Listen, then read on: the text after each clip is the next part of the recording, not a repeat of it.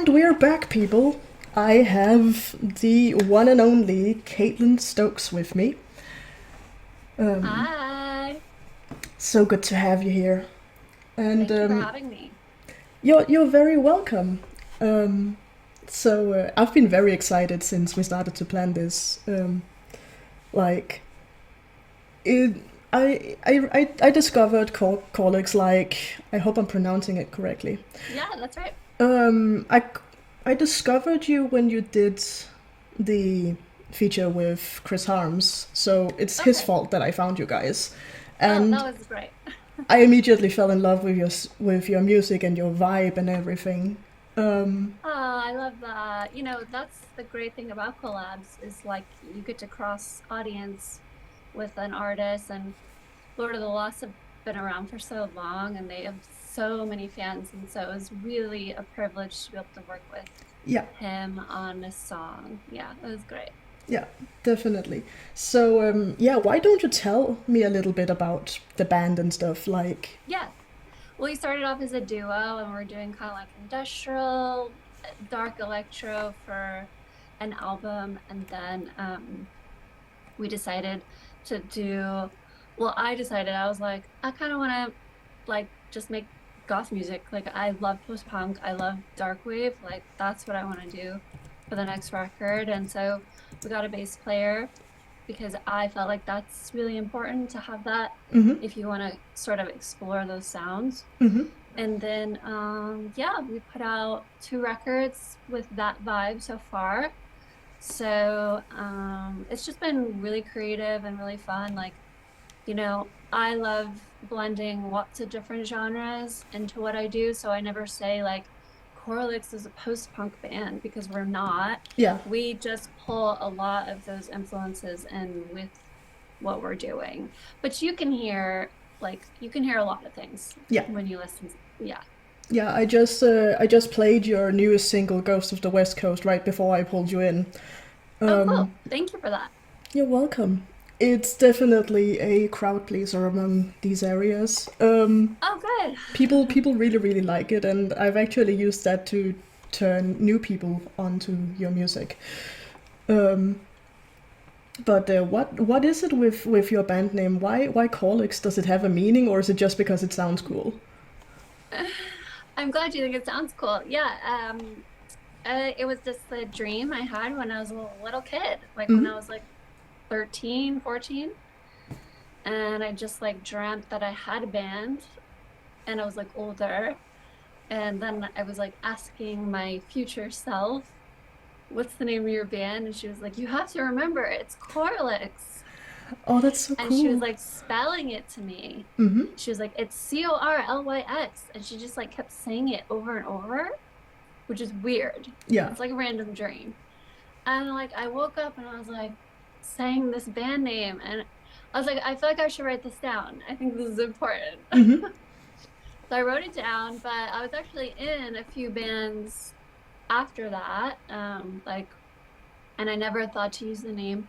And then when I met Brandon Ashley, we started making music together, and it just felt like, oh yeah, this is like gonna fit. Yeah. And I told him this story. I told him the dream story, and he was like, what? That's crazy. Oh my God. So yeah, it was like done deal. And what's nice is, when people search us, I have the first like 7 pages of Google. Yeah. It's great. And that's something that when I named the band when we started, I didn't even think about that.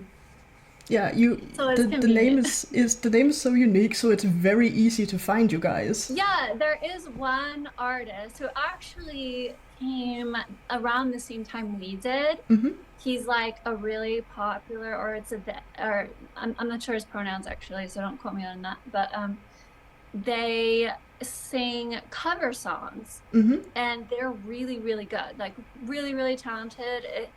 Their name is Corvix. Oh, I've heard of It's, them. yeah, Yeah, okay. So yeah, I it's could. also spelled really similar. Yeah, I could see the potential for And I'm always like, confusion. no, but it's okay. We're Yeah, different. yeah, And I believe they also have their own original songs, but they mainly have a big social media with like these fantastic cover songs. Yeah. So yeah, and their voice is like amazing. Like they can go so high, like way Mm-hmm. higher than I could ever sing.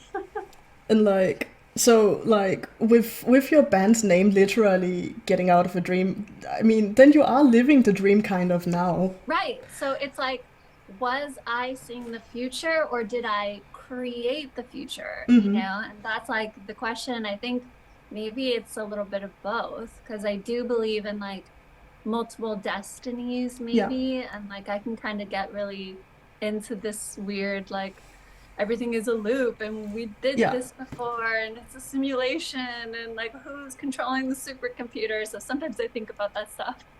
Yeah. Oh, But I I feel you on also, that. yeah, but I'm also like, no, like I'm in charge of my destiny. And yeah, like it is weird though that like she would be spelling the name. Like that's just such a particular thing to happen. Mm-hmm. Yeah. Very specific. Very, very specific. Yeah. But like, did you also do music when you were younger and stuff, or Yeah. did it Yeah. I just? mean, I've been like writing songs with my friends since I was like 12. My mother was a musician. We Mm-hmm. wrote lots of songs together. I was actually in a band with my mom um before she passed away, and like we were like best friends. And yeah, it was never like the type of music I really wanted to do because I was always working with other musicians who had different musical tastes. Mm-hmm. So I was always kind of like trying to make things more goth, and they were like, "No." So Yeah. it was finally like when I met Brandon that it was like we met and we are like, oh, we like the same music. Mm-hmm. So this is gonna work. Yeah. So musically, you two kind of knew you were kindred spirits, and that it would Yeah. probably work out really, really Yeah. well. And I think it's good when people are in bands together and they have different musical tastes. That Mm-hmm. can also create like something really interesting, you know. We're Yeah. not identical in taste. Like I would say he likes a little more classic rock, like Mm-hmm. classic metal Yeah. than I do. Like I'm definitely more into punk and like post-punk than maybe he is. So, but as far as like electronic music goes and like the goth umbrella goes, we're pretty much the same on like bands and Yeah. stuff that we are inspired by. Oh, that's cool. That's really cool. Um, Yeah. like inspirations. I assume that that also goes for some of the genres you mentioned. That you have post punk as an inspiration, dark wave, all those kinds of things. Are there other things? I mean, I've noticed you also Yeah. have some kind of wild fashions going on in your videos and stuff Yeah. sometimes. Sure, sure. I think musicians are notoriously inspired not just by other musicians, but Mm-hmm. also by artists Yeah. and by fashion, by subculture. You know, when we're writing lyrics, we write about our lives. So there's so many things that can influence that, right? Yeah, definitely. So especially as like a musician, I'm inspired by certain sounds, Mm-hmm. definitely the 80s, definitely the 90s. Like I love 90s grunge. I love even 90s hip hop. Like Mm-hmm. I loved the 90s. So you can really hear that, I think, in my songwriting. And Yeah. then, but I'm also inspired by, yeah, art, fashion, and like I try my best to show that in Mm-hmm. like the music videos and the Yeah, because photos. your Yeah. your your videos and your pictures and stuff, they're highly creative. I absolutely love them. The aesthetic is just so good. Like, Oh, thank you. I actually like worry about that because I never have like the budget mm, that I want. And so I'm always having to compromise on stuff. And yeah, I'm like, oh, it could be better if I had like this type of studio and like these types of lights. And, I think about it a lot, what I could do. But then at the end of the day, we can only do what we can do. And yeah, I do love it. mm-hmm, So I'm happy that like people see the visual art side of it and they're not thinking like, oh, this looks like, I don't know. Because here's the thing I want to tell you. Mm-hmm. I have been posting on social media since this band started, and we really don't have like a lot of followers. Yeah, The you're still small. Yeah, we're still really small on social media, Mm-hmm. but like we have a lot of like we had 500,000 listeners last year. Oh So wow. it's like way more people are listening to the music Mm-hmm. than like just looking at the visual art. Yeah. So I hope one day I can get, you know, more interesting and maybe like pull people in better online, because that's also part of it. So, Yeah. and I do enjoy it. It's not like I hate it. I love making content. Like I really do. Like I call it content, but to me it's art. Yeah. And yeah, but as a musician, I'm very pleased that the majority of the people are listening to the music. Yeah. Definitely. Yeah. I mean, Yeah. it's great to hear that you have that many listeners out across the world. Do you have any Yeah. idea where like most of the people who are tuning in are listening from, or? Well, the majority is the USA, and Mm-hmm. then our second country is Germany. Our third country is Mexico City. Ah, And right. then beyond that is like Finland, I think actually is like number 4, Yeah. which I was like, huh, that's okay. Yeah. I mean, to me, I to need to me, play in Finland because it's close. yeah, to me, it kind of makes sense that it's those places that you mentioned because all Yeah. of those places have some pretty well established dark scenes. Yeah, yeah. Yeah. Um, Yeah, and I think like that is how we have gotten like the numbers we have. I'm not spending any money and yeah. I'm not playing a lot of shows.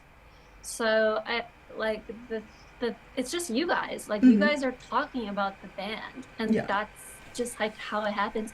The DJs love the music, they're Mm-hmm. playing it at the club, and that's like how we get out there. In the future, I would like to play more shows, and that's also like really like if you look at the career of Twin Tribes Yeah.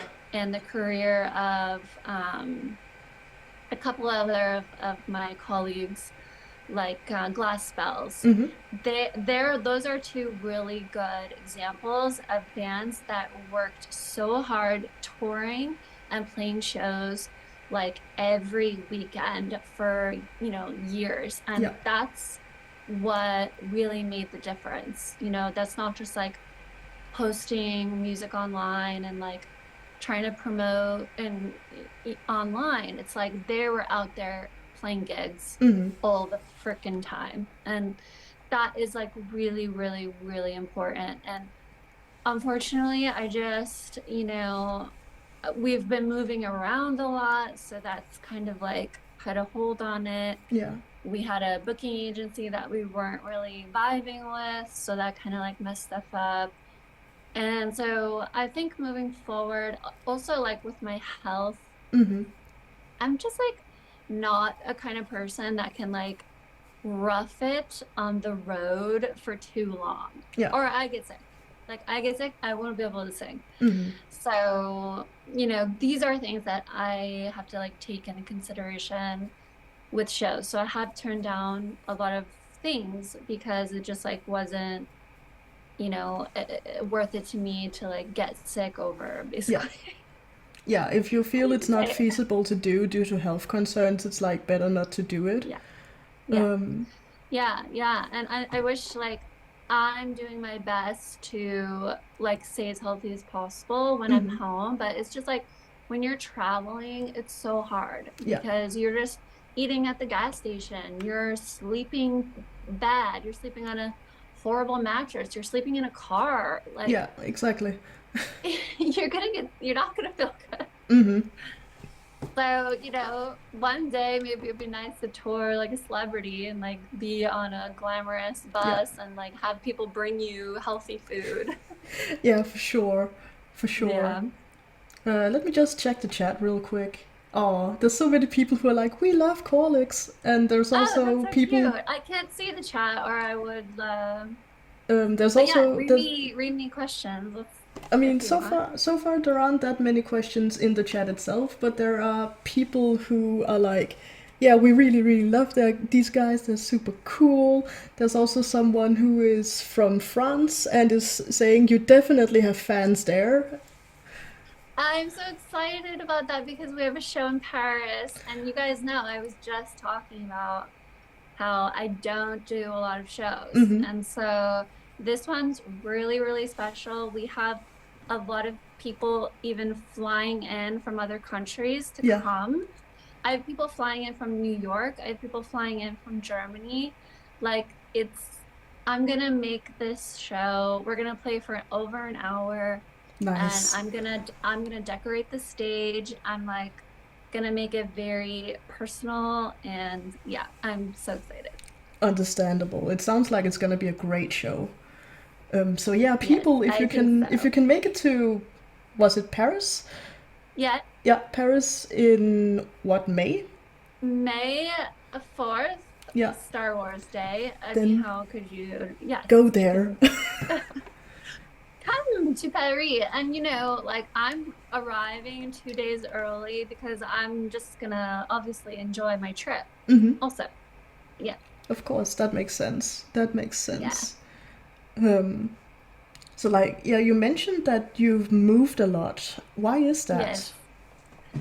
Yeah, well, when I was younger, it was not my decision. Obviously, it was my mom. Hmm. She had mental health problems, and so she always found a reason to that we needed to like leave. Ah. I think a lot of people who had similar lives can understand how that happens. Hmm. It's always something. And so I basically moved every single year of my life until I was about 16, 17, and then that's actually when I left her. Hmm. So, but then, there's always like a positive and negative to Yeah. every experience. And so, like, the positive was I got really good at meeting people and speaking with people. I became like my trauma response was basically to become an extrovert Mm. and like learn how to talk to people. Yeah. And I think that's a great quality to have. It can really like help you in life and being able to just put yourself out there and speak to anyone and have like a good conversation with anyone. Um, and then secondly, it kind of gave me a travel bug, like it Yeah. made me kind of like, oh, I'm over this place now, I'm bored. And actually, Brandon Ashley, he's also European. He's lived all over the world as well. Hmm. So we both were kind of like, let's just try out different cities, Yeah. and see what we like. And we did Berlin for 3 years. We did the UK for 3 years. We're back in Italy right now. Hmm. But I'm not sure where we'll go next. I don't know.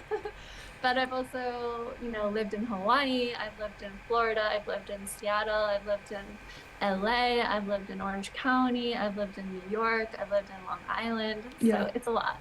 Yeah. Definitely a lot of places. Yeah. Like, And, when you live somewhere versus you're visiting, hmm, it's very different, yeah.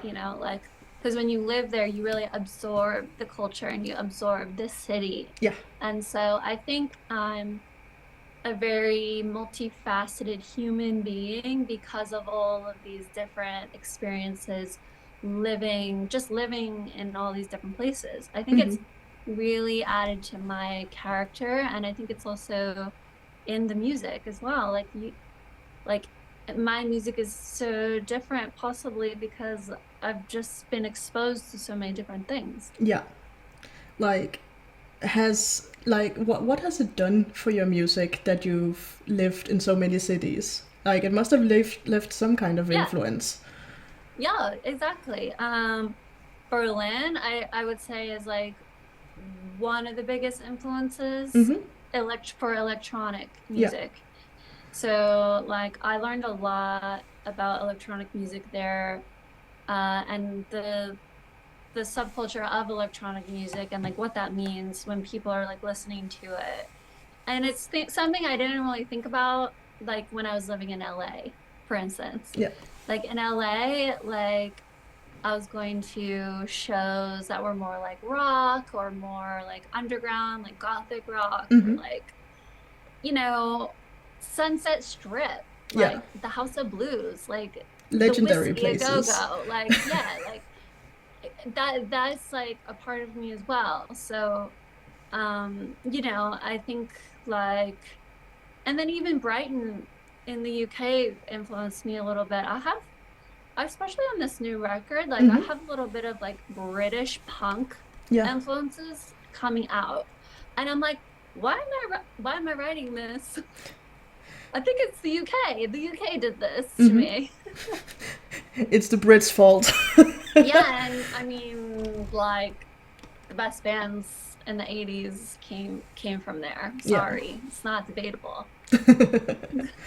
Yeah, I mean, pretty much all the big bands in goth were from the UK, if I recall Yeah, correctly, yeah, like back in the exactly. 80s. Yeah, exactly. The whole post-punk scene came from there. Mm-hmm. Even it's just funny, like even U2, they were post-punk when they Yeah. first started. Like, listen to War. It's literally post-punk. Like that's the influence. Like that was the popular music at the time. Like Mm-hmm. that was mainstream at the time. Yeah, It exactly. was like maybe a little bit on the underground side, but not really. Like everyone loved them. Yeah, and they still got plenty of radio play, even Yeah, though they were yeah, like exactly. underground. They were all like getting major record deals, and like it's funny because now we look at bands like that, like Joy Division, and we're like, Yeah. oh, they're so underground. It's like no, they were pretty famous. It's like, are they really though?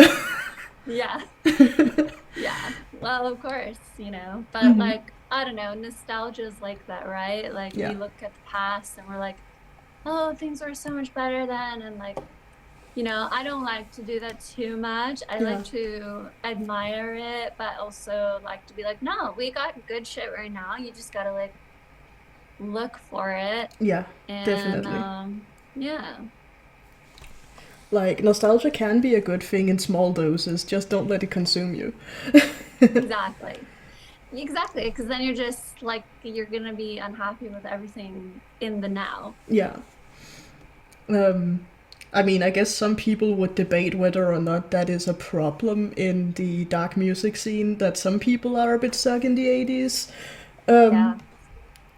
but that's always such a can of worms to get into because some people are like, yeah, 80s music is the best music, there's nothing better, there won't be anything Yeah. better ever. And then there are other people who are like, but not only is there a good 80s revival, 80s style revival right now, there's also a lot of good new bands out there. Open your ears and your minds. Yeah.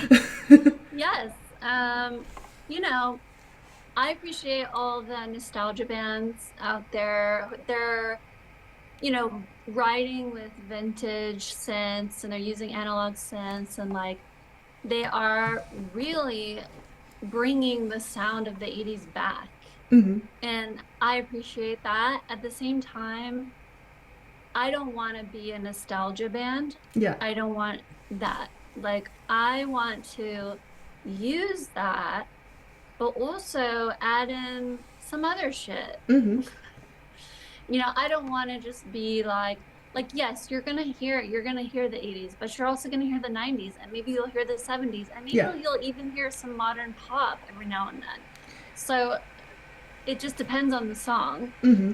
And I don't want to be like to put myself in a box of like just being a nostalgia band. Yeah, that totally makes Um, sense. that's just like how I feel about it personally. Mm-hmm. Totally makes sense for me. Someone in the chat is asking you, like, about your journey as a vocalist.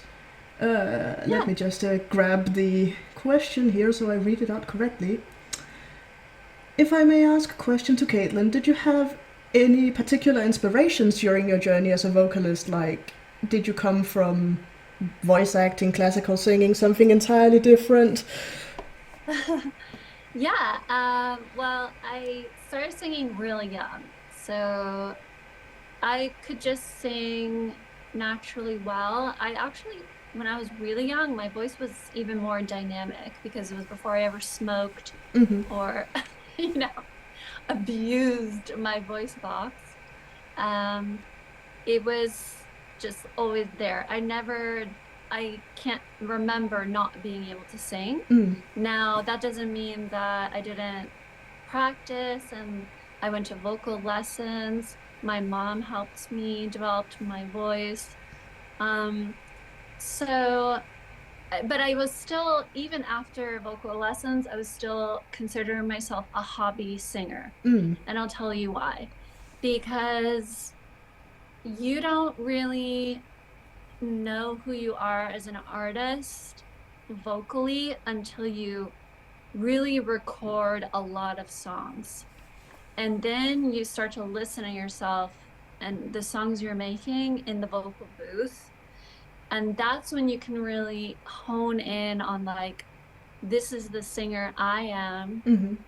and I'm gonna really develop my personality as a vocalist. And that's one of the hardest things to do. Yeah. We think about to be a good singer, I need to stay on pitch and have a nice tone. I need to write good lyrics. I need to be emotional. But really, you also, and this is like almost even more important, you have to have your personality come through. And that's something that I'm only just now realizing after singing and recording for years. Mm-hmm. So, your journey as a vocalist will always move forward, and especially if you don't have people really telling you these things. Yeah. Like I'm dropping the gold coins right now. Let your personality through. That is so important, and there's certain things you can do as a vocalist that can do that, like Mm-hmm. the way you enunciate words, the way you use vocal fry, the way you breathe, the way you say certain vowels, so all of these things you'll slowly develop your style.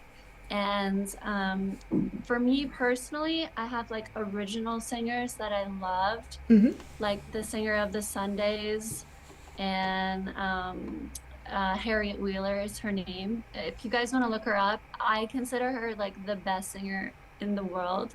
Her voice is like butter, and she was like a really, really big inspiration for me. And then, Garbage, Shirley Manson is Mm-hmm. definitely like a very big inspiration for me. So I have them as like, I love their voice. I'm definitely inspired by them. But at this point in my career, I'm like, I sound like Caitlin Stokes. Like, I feel like I've developed my voice to the point where it's like you hear me and you're like, that's Caitlin. Yeah. And that's the goal. That's what you really want. And Yeah. that's not easy because a lot of us sound really similar to each other. We can. Yeah, because like there's only like theoretically a certain amount of spectrums that you can classify a voice as. So you have to play Exactly. around with all the other variables that you potentially can add to it. Exactly. You get it. And so I think like the most important thing a singer can do Mm-hmm. is try to be their as unique as possible and develop their own personal style of singing. Mm-hmm. And if you look at pop stars, like that's the most successful pop stars were all like that. Yeah. Like they made Britney Spears sing like a baby. That's not how she sang before. Mm-hmm. She sang like a normal person before. And they're like, no, do your baby voice, I could name so many other examples. Alanis Morissette, she like, Yeah. did Yeah. that thing all the time that was so annoying, but like that made her original. And Mm-hmm. like, even if it is something you're doing when you're singing that maybe is weird, do it. Yeah. Like, do it. It's gonna make you that person. It's gonna give you an identity. Mm-hmm. Um, yeah, like um, now that we are already talking like music technical stuff, like, do you have other advice for like not necessarily young artists, but also like just new artists who are getting into things? Yeah, I have so much advice. I think I should write a book. Caitlin's Guide: How Um, to Become a Good yeah, Musician. oh my God, because I've done so many things that I'm like, wow, I really should know. So, but the first of all, the music industry is always changing. So you have to stay on top of things and like really understand how it's changing. Yeah. You need to invest time in that. Mm-hmm. And so the biggest quality you need to have is patience. And you need to enjoy just creating Mm-hmm. because you're gonna spend the majority of your time just making stuff, making music, making photos, videos. Like you're going to be busy creating, and that is what it means. It doesn't mean, oh, I got to get this many numbers and I need to have sold out shows and I Mm-hmm. need to have all these goals. Having goals is okay, but like you need to be patient and you also need to realize that most people who are working musicians, just working, it took them 10 years to get there. Yeah. So you got to really like understand it's going to take a long time to get where you think you need to be. Now, there are some cases where like bands pop up and they're in a good scene. They have, really good social media presence and they just like explode Mm-hmm. overnight practically. And Yeah. you're just like, wow. Like it doesn't happen like that for most people. It can happen. But also, even when that happens, that band will hit a wall. Yeah. And then they'll have to play the waiting game.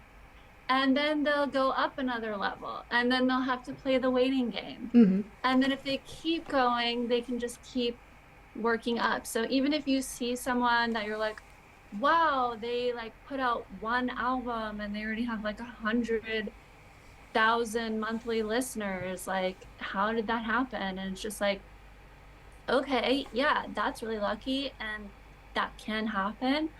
It's not likely to happen, but it can. Mm-hmm. But that doesn't mean like they'll be set for the rest of their lives. No, they have to put in the work and they have to keep going. So you need to understand that music business is like Yeah. up, down, or it's like up and then stay here for a long time, staying here for like years, and then up again, staying there for years, and then up again. You see, so it's never just like straight to the top. So, you have to just enjoy creating Mm-hmm. and have the patience to do it. Yeah. And my last bit of advice would also be, don't do too much with money Mm-hmm. in the beginning. Don't spend all your money on an expensive music video and you think that music video is going to make me huge. You don't need to do that. Like Yeah. your fans don't need that from you. You want to grow your fan base, just be consistent and like keep putting out music and keep engaging with and talking with the people that love you. Yeah. So don't worry about spending a bunch of money. If you can spend a little bit of money here and there, okay, but like don't go and buy merch and buy a bunch of things to sell until you're selling already at least a couple hundred downloads on Bandcamp. Yeah. Like people aren't going to buy a t-shirt if they haven't even bought a single from you, Mm-hmm. So, I see bands, they'll like release a song and then they like get merch to go with it and Yeah. like they don't have an audience and I'm like, what are you doing? It's not the time. You need to wait, be patient, and like do things when it makes sense to do them. Mm-hmm. Yeah. And then another big thing I think is what's going on right now is people are booking these tours Yeah. that are really hurting them financially. Mm-hmm. And they're just like overestimating how many tickets they can sell in every city Yeah. along the way to like the bigger shows or the Mm-hmm. bigger festivals. And this is a really dangerous, like this can break up a band, you Yeah. know? So I would say when you start playing shows, just stay local, maybe travel out of your city here and there, but don't like book some huge tour, you know, because you had a couple of good shows and you think you're ready to go, you know, on some long 3, 4 week tour. Like Mm-hmm. really, it's not what it used to be. Yeah. Yeah, So, it's like the industry has changed a lot in, so much. I don't know, at least not just the past 10 years, but even just the past 3, 4, 5 years. Things have really accelerated in how Yeah. people consume music and, you know, how much they go to shows and stuff like that. Because it is Yeah. something I have discussed with pretty much everyone I have interviewed so far. Like, everyone has brought up how the way that things work now are way different than Yes. they were many years ago. Yes, it absolutely is. And just mainly because, you know, the costs have Mm-hmm. gone up, right? Like, yeah, there are artists that are selling out tours, but you got to be like very established Yeah. and you have to be very good live. Yeah. And yeah, of course, it's happening. But now audiences are becoming more selective Mm-hmm. because they don't have the budget to go to a show every weekend, Yeah. but maybe they have the budget to go to a show once a month, Mm-hmm. right? So then they're going to be more careful about who they're, you know, going to see. So, you know, the stakes are higher Yeah. if you want to go on a really big tour. Definitely. So, yeah, and everything just costs more now. I mean, that's really the reason. I mean, and yeah, maybe less people, you know, like to go to shows. Like, I've heard people saying, like, oh, Gen Z is more, they like to stay inside more, but I don't know. I think maybe that's a little bit true, but I don't think that's really the reason. I think the real reason is just everything is so expensive Yeah. and you know, you're not just going out, you have to pay for parking and you have to pay for drinks and you have to pay for gas and, you know, Yeah. or a And train ticket or whatever, you know. yeah, and if you're like way out of town or maybe from a different Yeah, state or country or whatever, you also have to maybe pay for to stay somewhere, and exactly. that all Exactly. adds up. Yeah, all right. So, yeah, and before, you know, inflation went crazy, Mm-hmm. uh maybe the prices were a little bit more reasonable, but right now it's I just don't know how anyone's living. I can Yeah. like barely leave my house. It's hard. Yeah. Definitely. Yeah. Definitely. But like, yeah. Speaking about the whole industry and like how it's affected by things. Like, if you could change the music industry, what would you do? Yeah, so I guess like the music industry as a whole, I think like you know, underground has always scoffed at the mainstream Yeah. because they never pay attention to us. So I think, you know, the way they used to do it is they really used to look for talent Mm-hmm. and they would just find talent and then they would become the next big band. So long are those days gone. So if I could wave a magic wand and bring that back, I think that would be like, yes, I would do that. Yeah. But as far as our subculture goes, my biggest issue is like the booking for festivals in certain European countries Mm. aren't as inclusive as they should be. Ah. Like Right. America has done a great job with that. And it just feels like a lot of places in Europe, they don't even consider that. Mm.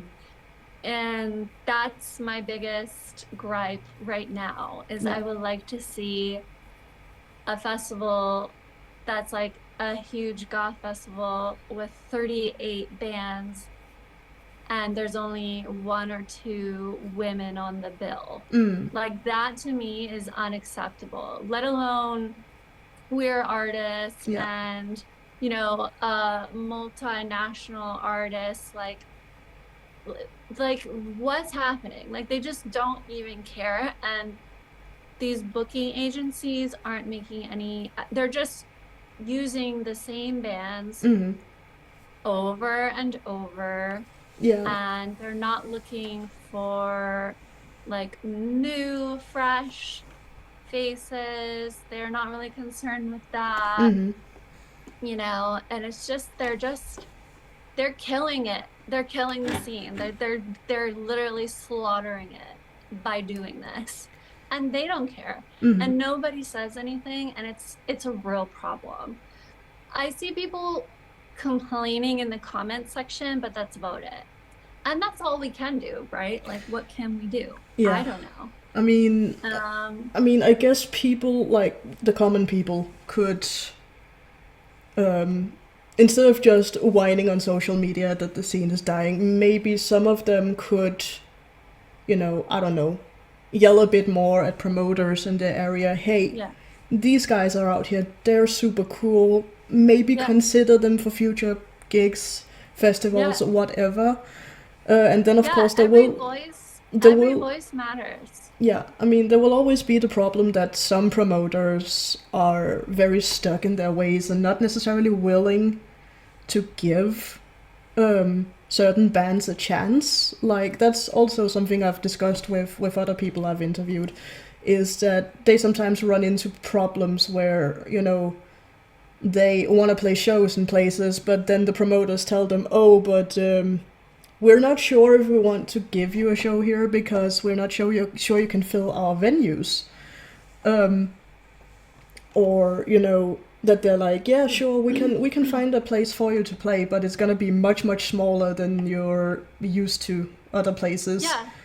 because we're Well, not there's sure. always that. I mean, money is the thing, right? It's a Yeah. business. So I'm I'm fine with that Yeah. because until you can fill a venue, you shouldn't be, until you know you can fill the venue, you shouldn't be asking for favors. Yeah. So, like, I actually have proof from my stats how many people are listening to me in your city and Mm-hmm. in your country. So if I have 200,000 people listening to us in Germany, I think I should be able to book a decent show, right? Yeah. So it's not even about me, too. I just don't want to see, as a front woman, a huge festival after year after year after year, multiple festivals Mm-hmm. with no women in them. Yeah, because Like it's that just like doesn't, like, it doesn't have to be my band. yeah. It just book some women. Yeah. Like there's plenty of them. I actually like made a playlist on Spotify with like femme presenting front people who are killing it, Mm-hmm. making tons of numbers. There's over 150 artists on there. Like, if you need help, like, who are these women? Like, perfect example, Chelsea Wolfe. Yeah. Why isn't she playing Mira Luna? Yeah. You know what I mean? Like, why? Like, do you know? Like, there's so many to choose from. Mm-hmm. And they're just like, year after year putting the same dudes on the lineup, the same bands. And like people are just like they're gonna go to the festivals because that's the only thing to do, and everyone loves festivals for different reasons. But gosh, it's just really depressing to see like the lack of care some countries have when it comes to like dark music and like trying to be more inclusive. And that's just like literally my biggest gripe and observation.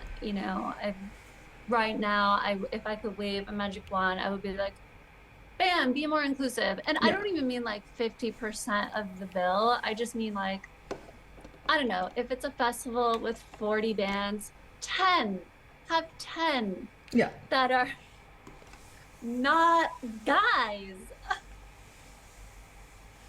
So, yeah. Someone's actually commenting on what you're saying. Let me just find the comment here. Yeah. I mean, people see it, Yeah. yeah, like everyone knows this happens. It's just like, there's nothing we could ever do about it, I guess. Yeah. Someone is suggesting that it's not necessarily because they're not inclusive, but it's also because they have a tendency to book bands that hasn't released anything new in like a decade or three. Oh, it could be anything. I think the main reason is these bands are on the festival's roster because Yeah. these festivals are put on by booking agencies. Yeah. So these bands are signed to these booking agencies. So everyone makes money when they play. So they don't care. They just keep, using the same bands over and over. Yeah, and Basically. of course, it makes sense that if you want to sell tickets at a festival, you have to have some people you know will draw in crowds and stuff. But Yeah. But like, again, another example, like Sierra, she's a yeah, huge dark electronic musician. People will buy tickets to see Sierra. yeah, She's selling out shows with 800 people. People will go to see Chelsea Wolfe. yeah, Like the list goes on. Like I could just go on and on. Like go to my playlist on Spotify if you don't believe me. There's Mimi Barks. Like there's so many of them that are like crushing it right now. And it's yeah, like definitely. like just you know you have to think about it. Mm-hmm. You have to think, I'm booking a lineup, I'm gonna have the bands I always use, but I'm also gonna be aware that and try to be a little more inclusive. Yeah, You just have to think about it definitely. because it happens every year, so there's no excuse. It just keeps happening. Yeah, and it's like Yeah, sometimes if things happen enough times, it becomes kind of a pattern, sure. and it's not like I guess it's not like they don't necessarily know better. It's maybe They're just not paying attention, and yeah, that's the one thing, like American festivals, they pay attention about that. Like they do, yeah, because look at their lineups. And their festivals go great, by the mm-hmm. way. Like they are very successful, and their lineups are very inclusive. So Yeah, it can be done. It's not like it can't be done. yeah, Yeah. And even countries like Sweden, mm-hmm. they're having really great lineups, I saw. Yeah, like on what Um, is it called, Subcult Yeah, Festival. so Cold has Yeah, always a great lineup. Grazone in the Netherlands, mm-hmm. which is actually happening right now, I think this weekend. Their lineups are fantastic, Yeah, super inclusive. I would love to play their festival. They're amazing. And yeah, so it can be done in Europe as mm-hmm. well. I promise. Oh, I believe it. I believe it. Yeah. So yeah, it's not like it's completely hopeless out there, but some booking agents could probably learn a lesson or two about Yeah. expanding their horizons. Yes, that's all. They Um, just have to care. So anyway, that's about it. That's yeah, that's the main things I would change. fair enough. Fair enough. I also probably, yeah, like I think musicians, it would be nice if we had our own social media and we didn't have to like do all these other things that everyone else is doing. Yeah, Like try, like, why am I on the same place a person who's selling like giant smoothies is also on, Yeah, like the competition gets a bit skewed. it's just like what. If nothing else, the competition for people's attention gets a bit skewed. Yes.